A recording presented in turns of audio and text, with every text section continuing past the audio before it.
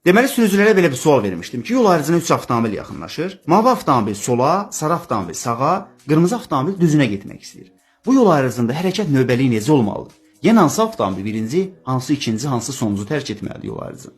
Əksər sürücülər yaxud tələbələr bu suala yanlış cavab verdilər. Düşündülər ki, birinci düzünə getmək istəyən qırmızı keçməlidir, sonra sarı, sonra mavi. Bəziləri qırmızıdan sonra mavini, sonra sarını buraxdı. Bu variantlar absurddur. Düzgün cavab belə olacaq. Birinci mavi avtomobil, sonra sarı avtomobil, üçüncü qırmızı avtomobil keçməlidir. Niyə? Nəyə əsasən? Mavi avtomobilin qarşısında tətbiq olunan nişanlara əsasən. Nə nişanlardır bunlar? Baş yol, altındakı isə 7.13 lövhəcidir.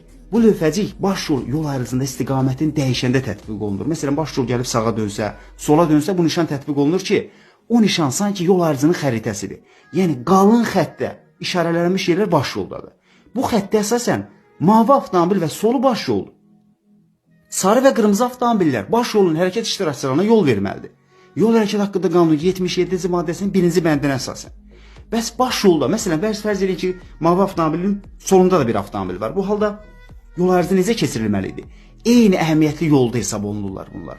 Həmin maddənin 3-cü bəndinə əsasən eyni əhəmiyyətli yolda olan reysli nəqliyyat vasitələri sağ prinsipi ilə, yəni bir-birinə sağdan yaxınlaşanlara yol vermək qaydasını əsas tutmalı idi. Yəni, maviyə soldan yaxınlaşan avtomobil olsaydı belə, yenə mavi avtomobil birinci keçməli idi. İndi isə heç kim yoxdur. Birinci, demək, bu yol ayrıcını mavi avtomobil keçməlidir. İlk öncə sola dönməsinə, yaxud geriyə dönməsinə baxmayaraq, yəni geriyə dönsəydi belə yenə birinci o keçməlidir.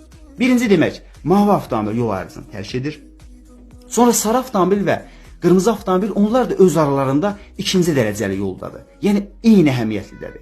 Yenə qırmızı da sarıya yol verəcək, sağında olduğu üçün. Çünki ikinci dərəcəli yolda olanlar da öz aralarında eyni əhəmiyyətli yolların keçilmə qaydasını əsas tuturlar. Qırmızı avtomobil sağdan yaxınlaşan sarını buraxır, ikinci sarı avtomobil keçir və sonuncu isə qırmızı avtomobil manevrini başa çatdırır. Diqqətiniz üçün təşəkkür edirəm. Sizinlə Azər Quliyev idi.